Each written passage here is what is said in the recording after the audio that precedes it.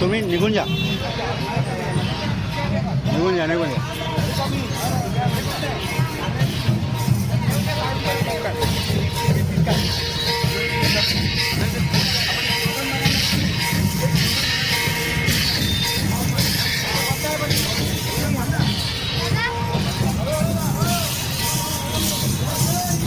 पुढे पुढे पुढे एकदम निघून जा, निघून जा, निघून जा, निघून मध्ये मध्ये निघून जा, निघून जा, निघून जा, निघून जा.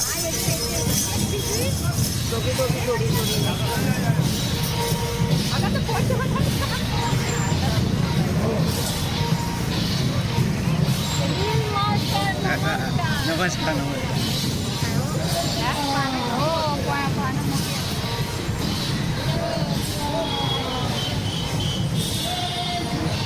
जय जय श्रीराम, जय श्रीराम, जय जय श्रीराम, जय श्रीराम, जय श्रीराम, जय श्रीराम.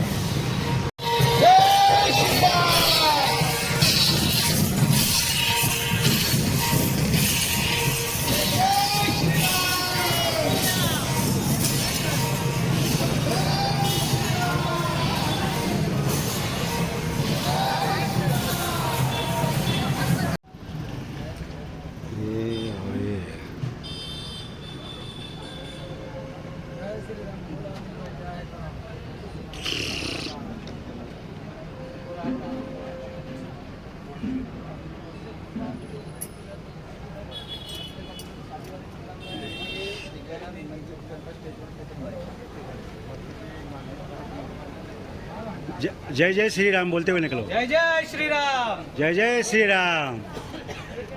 हाँ बोलो, जय जय श्रीराम, जय जय श्रीराम, जय जय श्रीराम, जय जय श्रीराम, जय जय श्रीराम.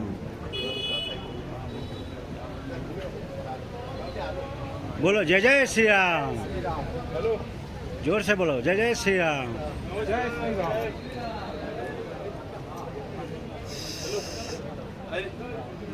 हाय इथेच.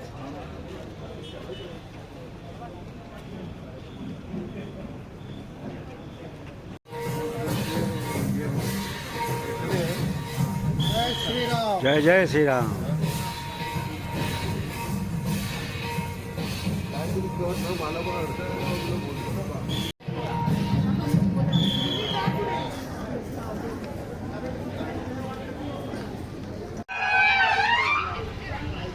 नमस्कार, सर्वांना विनंती आहे.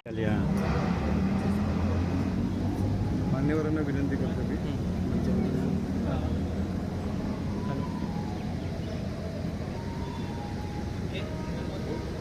हॅलो, मी माननीय प्रकाश चौधरी यांना मंचावर स्थानापन्न व्हावे ही विनंती करतो. त्यांच्यासोबत प्रभाकर पाटील जे आपल्या कार्यक्रमाचे मुख्य अतिथी आहेत आणि मुख्य वक्ता निमेश मदन शंकर, या तिघांनाही स्थानापन्न होण्याची विनंती करतो.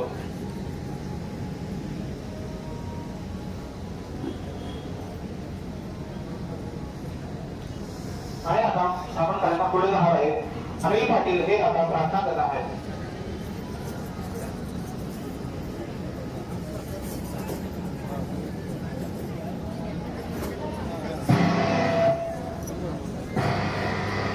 हॅलो,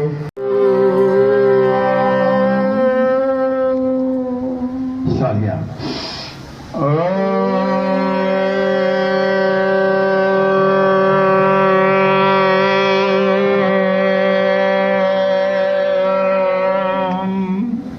प्रतिशालिया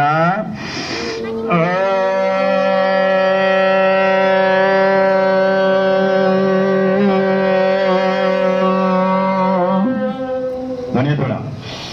ओम संयच्छवं सौवध्वं सौमानसे जानतं देवाभाग्यं यथा पुरे संजनाना उपासते वक्रतुंड महाकाय सूर्यकोटि समप्रभ निर्विघ्नं कुरु मे देव सर्वकार्ये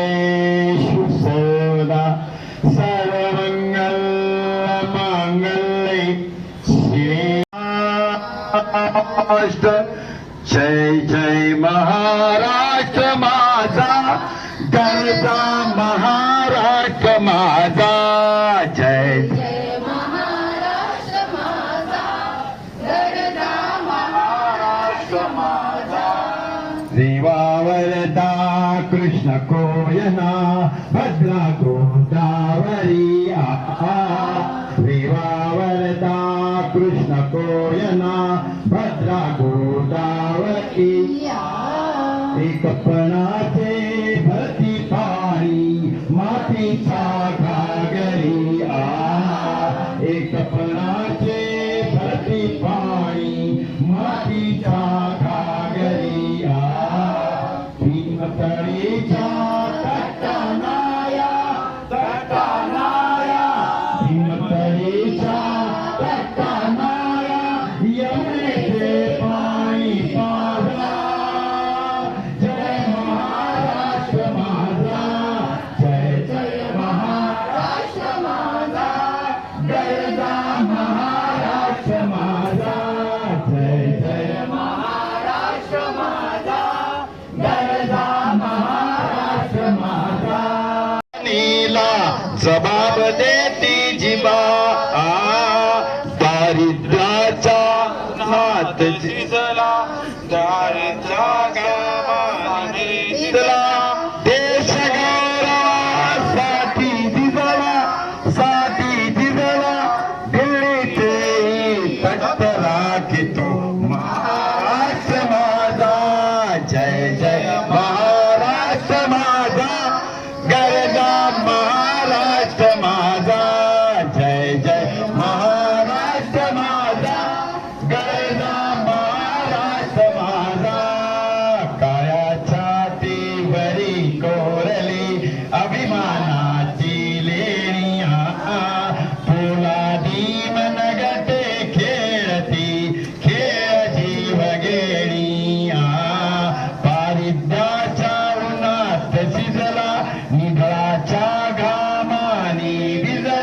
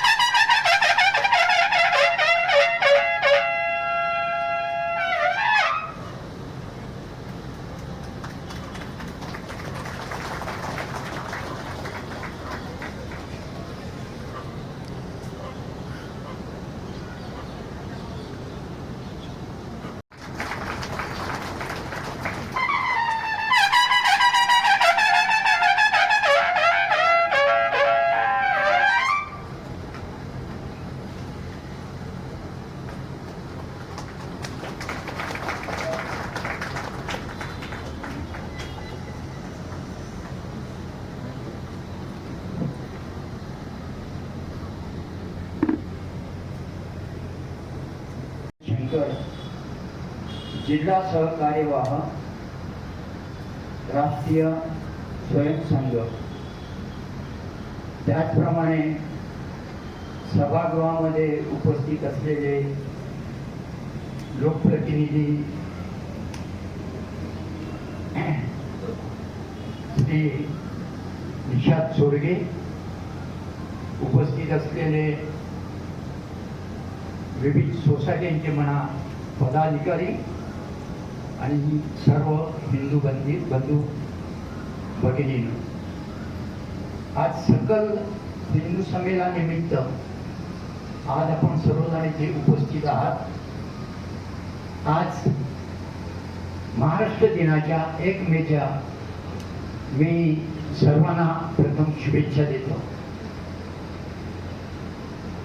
हा जो काही उपक्रम प्रकाश चौधरी आणि त्यांच्या कार्यकारी मंडळाने कार्यान्वित केलेला आहे तो खरोखर चांगला आहे. आज काळाची गरज आहे.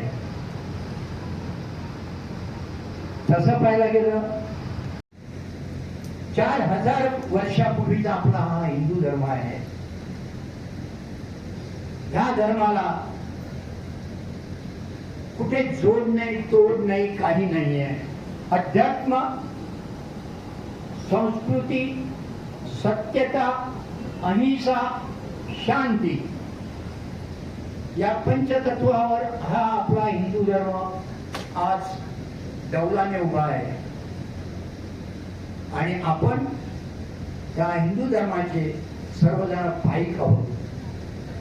आपल्या धर्माचं रक्षण करणं हे आपलं काम आहे. तत्कालीन वेळेला ठीक आहे की मुसलमानांच्या स्वाऱ्या झाल्या, ईसाईंच्या स्वाऱ्या झाल्या, ब्रिटिश आले, फ्रेंच आले, डच आले, त्यावेळेला युद्ध झाली, ठीक आहे. आता मात्र काहीतरी अंतर्गत वेगळंच चाललेलं आहे. आणि त्यासाठी सर्व हिंदू, विराट हिंदू, सकल हिंदू, सर्व जातीभेद, अंतर्गत जातीभेद विसरून एकत्र येणे हे गरजेचं आहे. पण मग त्यासाठी काय केलं पाहिजे?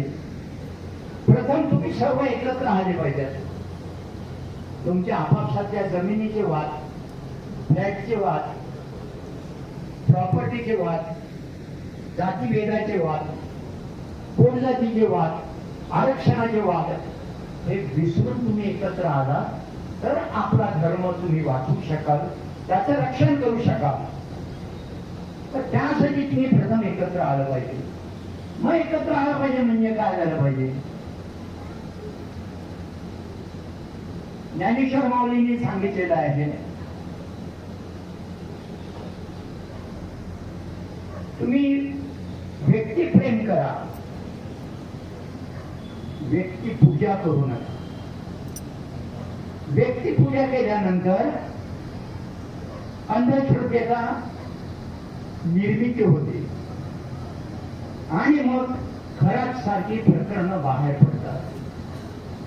इंटिग्रिटी आणि लॉयल्टी जर का तुम्ही ज्या मातीमध्ये राहता, मातीमध्ये खाता, ज्या मातीमध्ये वाढता, त्याच्याशी तुमची जर का लॉयल्टी आणि इंटिग्रिटी नसेल तर तुम्ही काय कामाचे?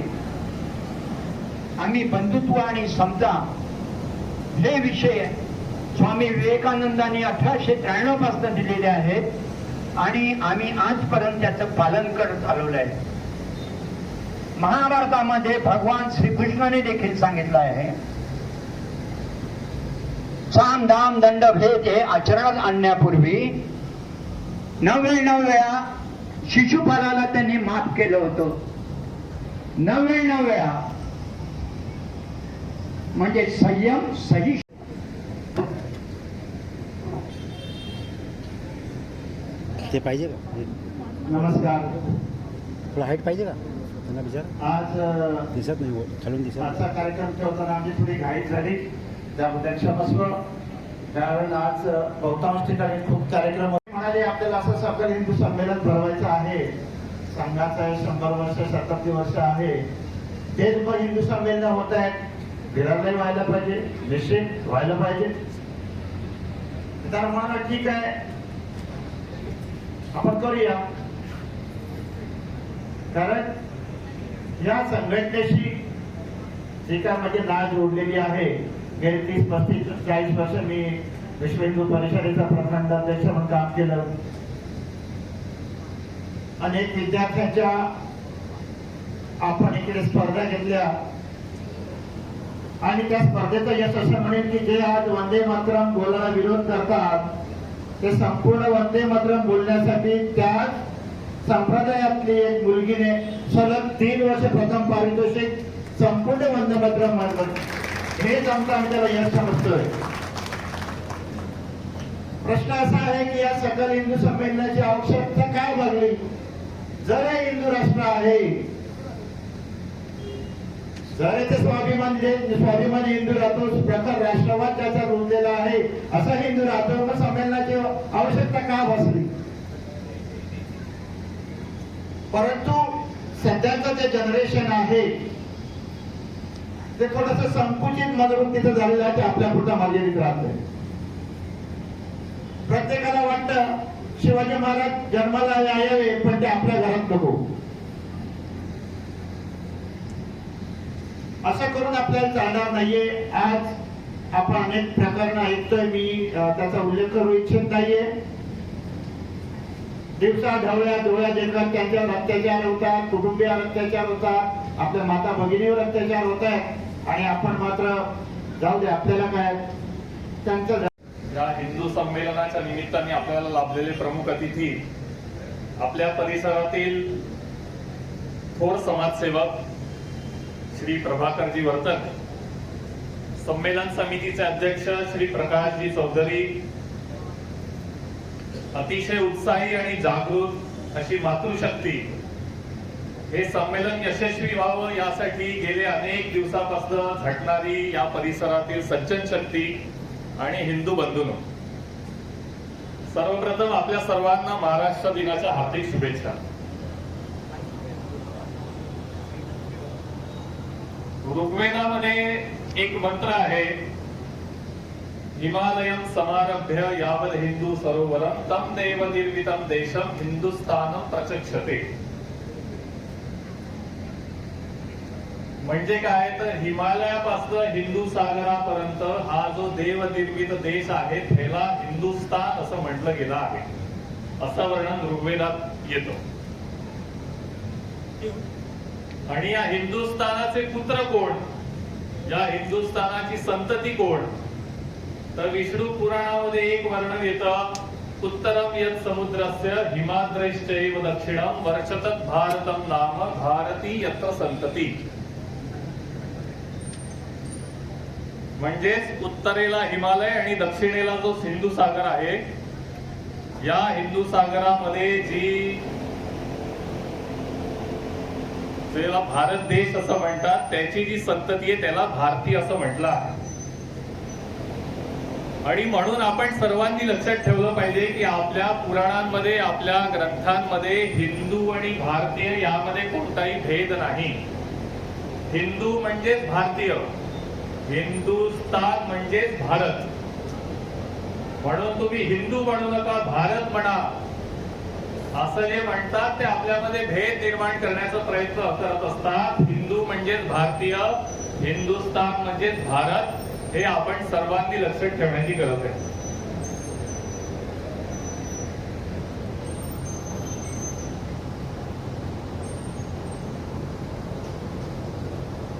हिंदूंचं संमेलन घ्यायचं असेल तर आपल्याला सर्वप्रथम, किंवा हिंदूंना जर का आपल्याला एकत्र करायचं असेल तर आपल्या सर्वांना हिंदू म्हणजे कोण हे ओळखण्याची गरज आहे. नावाने, पूजा पद्धतीने तो इथे राहतो म्हणून असे सर्व काही हिंदू नसतात. तर हिंदू म्हणजे कोण, कोणत्या हिंदूंना आपल्याला एकत्र करायचंय हे आपल्या सर्वांनी, जागृत नागरिकांनी ओळखण्याची सुद्धा गरज पडते. साधी सोपी व्याख्या म्हणायची तर या भूमीला जो आपली मातृभूमी मानतो, या देशाच्या पूर्वजाला जो आपले पूर्वज मानतो आणि या देशाच्या शत्रूला जो आपले शत्रू मानतो तो म्हणजे हिंदू. ही त्यांची साधी सरळ व्याख्या आहे हिंदूची.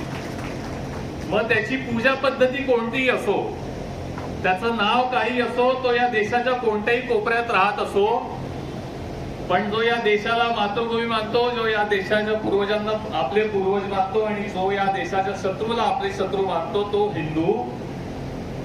मग जर का त्याचं नाव कन्हैया असेल आणि जर का तो म्हणत असेल भारत तेरे तुकडे होंगे, तर तो आपल्यासाठी हिंदू नाही. तर अशा सर्वांना आपल्याला हिंदू म्हणून एकत्रित करायचंय, संघटित करायचंय आणि अशा सर्वांची एक शक्ती या देशांमध्ये निर्माण झाली पाहिजे असे आपले प्रयत्न करायला हवे.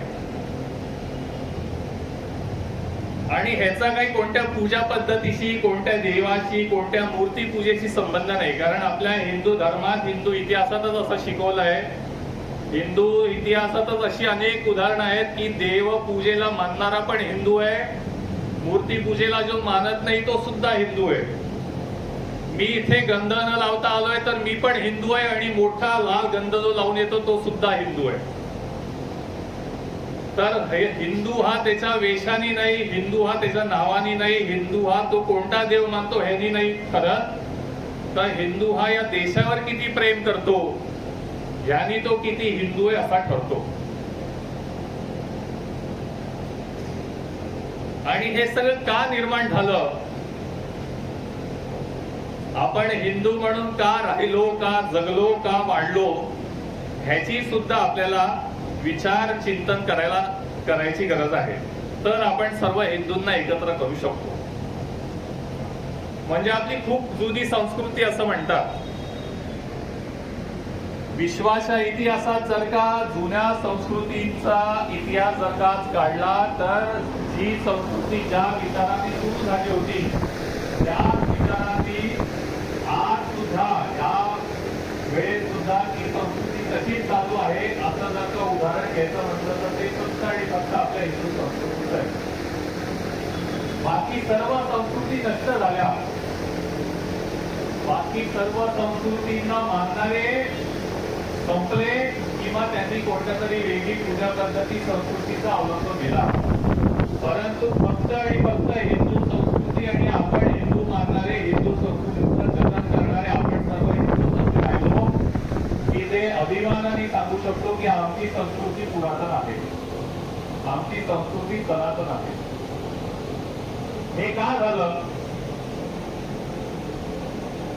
तर हे आपल्या समाजाचं बल आहे, आपल्या समाजाचं वैशिष्ट्य आहे, आपल्या संस्कृतीचं वैशिष्ट्य करतो, वंदन करतो. ही संस्कृतीचं वैशिष्ट्य आपण पुन्हा एकदा जर का आपल्या हिंदू समाजात प्रस्थापित करू शकलो तर दुर्भाग्याने आपल्याला आपल्याच हिंदू समाजातील महिलांना अबला म्हणून म्हणावं लागतं. पण आपली हिंदू समाजातील महिला ही काही अबला नाही, तर ती साक्षात दुर्गाचा अवतार आहे. हे आपली संस्कृती शिकवते. आपण ते विसरल्यामुळे आपण महिलेला अबला आणि म्हणायला लागलो. आपण तिला आश्वासन द्यायला लागलो की आम्ही तुझ्या पाठीशी आहोत, पण आपण हे विसरलो की आपल्या पाठीशी ती दुर्गा आहे म्हणून आपण हिंदू म्हणून जगलो.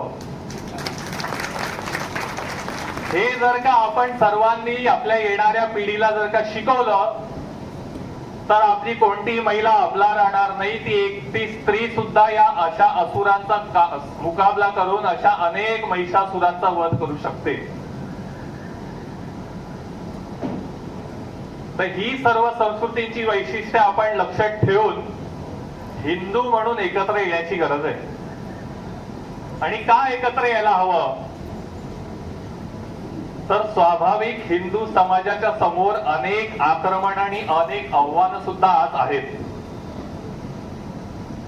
आणि ही आव्हानं जर का आपण ओळखलो तर हिंदू म्हणून एकत्र येण्याची का गरज आहे, का जात, भाषा, प्रांत, राज्य, पक्ष सोडून हिंदू म्हणून एकत्र येण्याची गरज आहे आपण समजू शकू.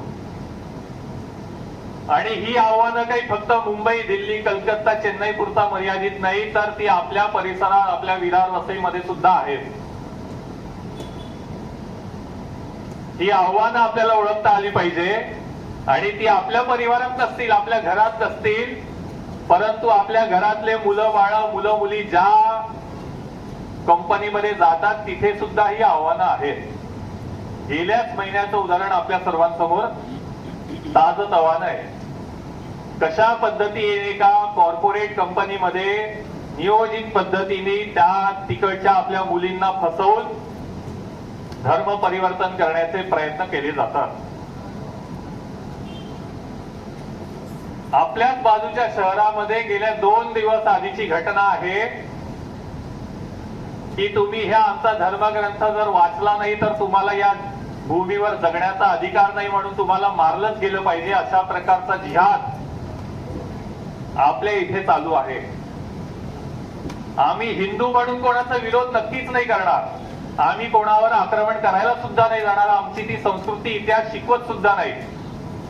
थोर पराक्रमी राजा आमच्या इथे होते, परंतु पिढी दर पिढी जो आपला एक संस्कार आहे, संध्याकाळी दिवा लावताना आपले मंत्र म्हटले पाहिजे. हा जो आपला कुटुंबाचा संस्कार आहे तो जगला, टिकला, वाढला, त्यामुळे आपण सर्व हिंदू राहिलो. तर हा जर का आपल्याला संस्कार पुढे घेऊन जायचा असेल, येणारी पिढी सुद्धा हिंदू म्हणून जगवायची असेल, तर पुन्हा एकदा आपल्या कुटुंबामध्ये ते संस्कार प्रस्थापित होतील, ते संस्कार रुजू होतील, ह्याच्यासाठी आपल्या सर्वांना प्रयत्न करावे लागतील.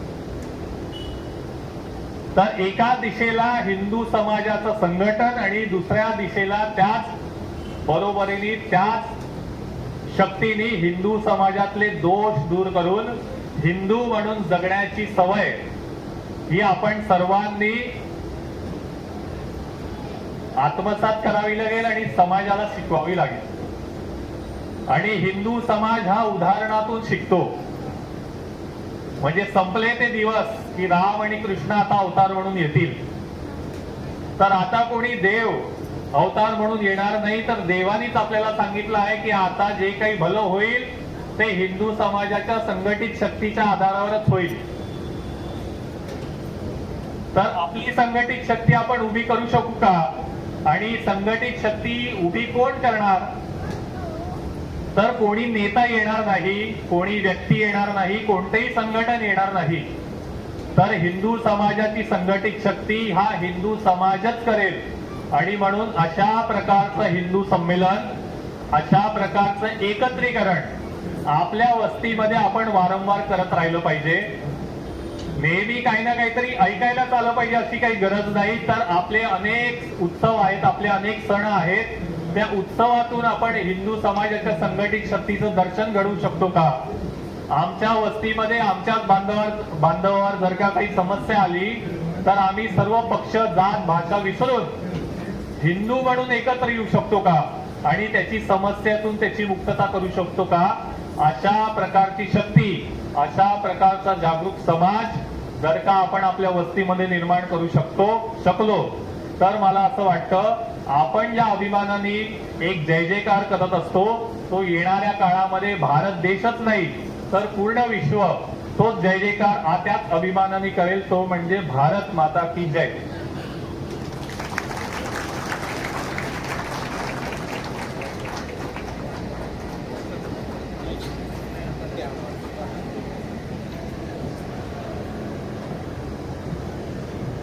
नमस्कार.